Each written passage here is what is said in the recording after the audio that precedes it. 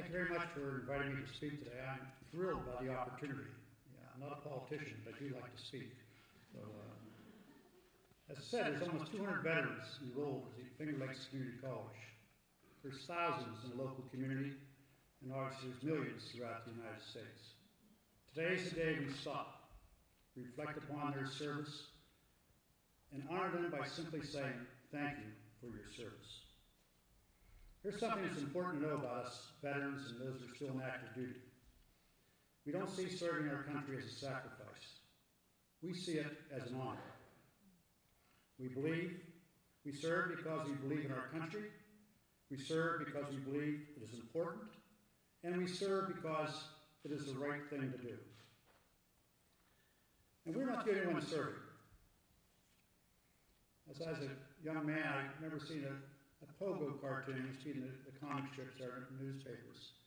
And this one year, it was during the Korean War, they showed a picture of a woman sitting in a rocking chair, knitting a sweater. She's sitting in front of a roaring fire, so he goes wintertime. There's a wreath on the mantle of the fireplace, so it's probably Christmas. And there's 2 candles on the mantle also. And between those 2 pictures, or 2 candles, there's a picture of a man in uniform. And the caption read, "They also serve who only sit and wait." When I was in Vietnam in 1967 and 1968, I didn't have much concern, didn't know how my service in combat affected my family, my parents, my friends, and my community. I've learned over the years, however, that there is a hardship upon all that, especially the spouse of military personnel.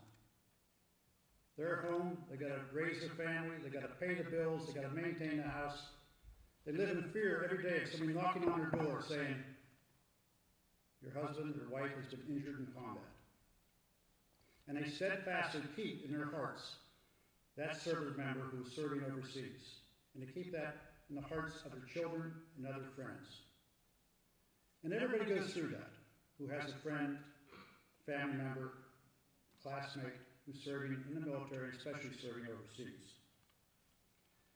So I'd like to say that if you are a family member, if you're mother, father, sister, brother, aunt, uncle, friend, classmate, or you just know somebody who's in the military, we want to thank you for your support. And thank you for your service to us.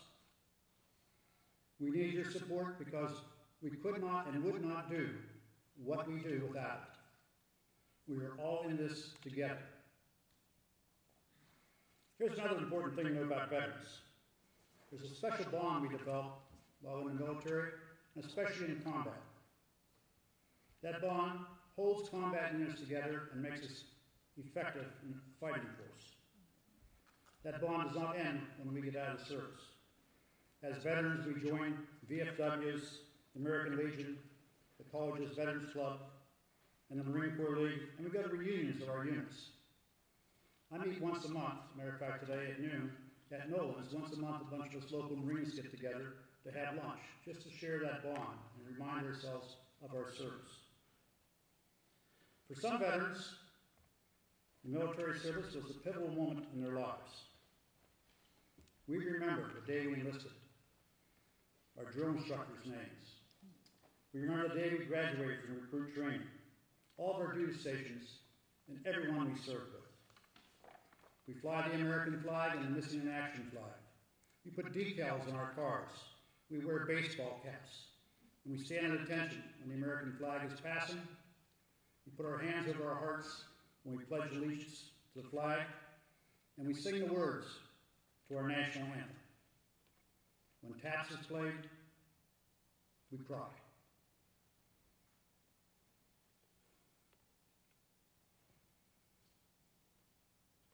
We cry for our brothers and sisters who sacrificed their lives for us.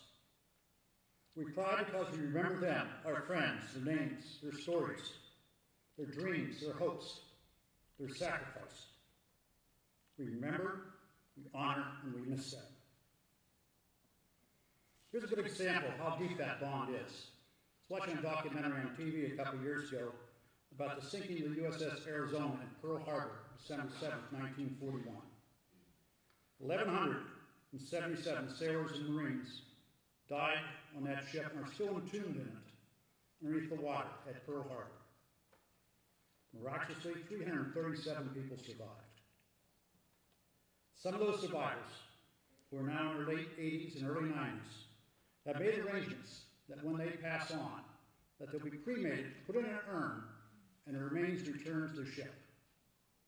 The National Park Service has a memorial after hours, after the memorial is closed, and a scuba diver goes down and puts those ashes, that urn, back on the ship, the USS Arizona. So those shipmates, and there's been 34 of them do this so far, so those men can spend eternity with their shipmates. That's how strong that bond is when you're in the military. Here's another thing you should know about us, veterans. We find it hard to talk about and explain what we did.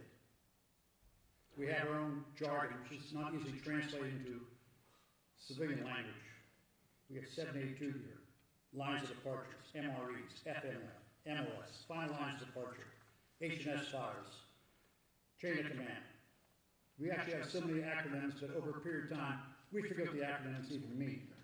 We just have them, and they're important to us. How many of you saw the movie A Few Good Men? Every Marine should raise their hand here. Yeah. I like that movie not just because it's about Marines, but for one scene. Demi Moore's character is a defense counsel, and she's defending two Marines who are being court-martialed. One of the defense attorneys turns to her and says, "Why do you care so much about those young men?" And her reply was, "Because they stand upon a wall, and they say, 'Nothing's going to hurt you tonight, not on my watch.'" And that's what us veterans have done. That's our active duty military doing today. We stand upon a wall, and we say to you, "Nothing's going to hurt you tonight, not on my watch." I'd like to have all the veterans and active duty military stand up, please. We recognize you. These are the men and women we're here to honor today.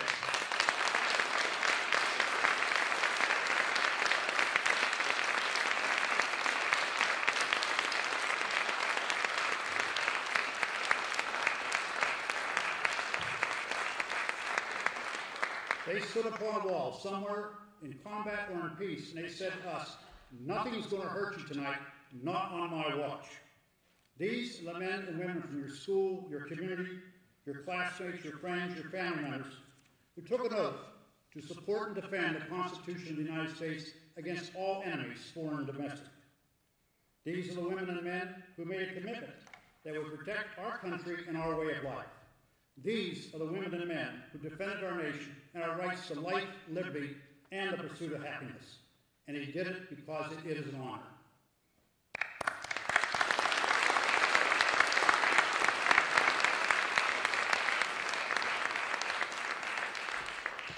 As you look around and saw us, you probably can tell that some of us are no longer able to run up and down hills like we used to. Our minds and our bodies aren't quite as sharp as they were at one time in our lives. But our bond to each other and our commitment to our nation flows through our veins with each beat of our hearts. We are imbued with the values of our services, and I'll read almost all of them. Commitment, courage, honor, duty, honor, country, excellence, honor, respect, devotion. And we live by our service mottos: Semper Paratus, Semper Fidelis, Semper Fi, Hoorah! Hoorah! Thank you. Here's one more thing you have to know about us veterans. I remember when I came back from Vietnam. I was 24 years old, probably. It's November 1968.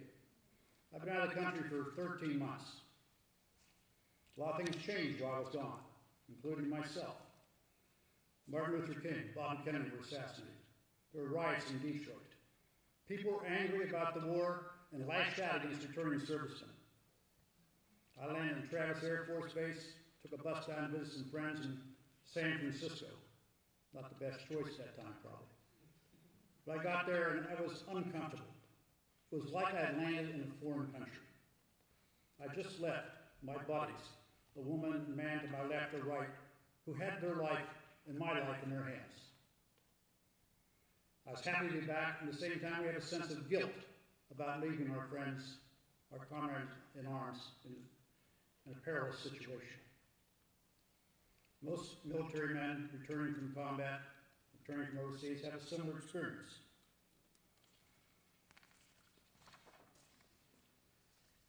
We need time to adjust. I was fortunate enough that I had friends in San Francisco, and the person I visited, her and her class, her roommates had a little welcome back party. Had a big banner up there saying, "Welcome back, Lieutenant Harper." I was lieutenant back then. And I remember sitting down there, and about halfway through the meal, I just started sweating profusely. I was just so uncomfortable. I had to walk out on the balcony and just cool off before I'm back in.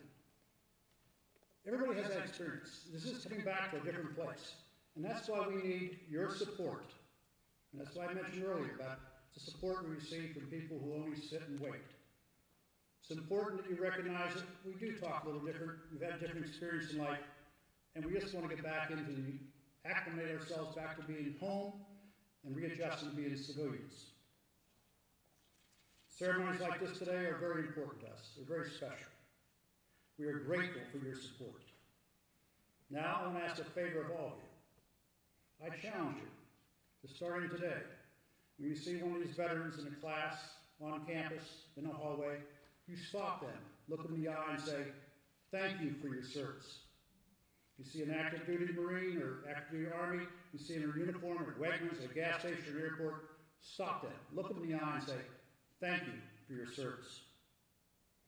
You see an old guy like me, and you can tell that we're veterans because the way we carry ourselves, the way we express ourselves, and normally we have a baseball cap on that says veteran. Stop us, look us in the eye and say, "Thank you for your service." That simple gesture will make a difference in the lives who serve our country, make a difference in your life, make a difference in our community, and a difference in our nation. Remember, we are all in this together. This is our country. May God bless you, and God bless the United States of America.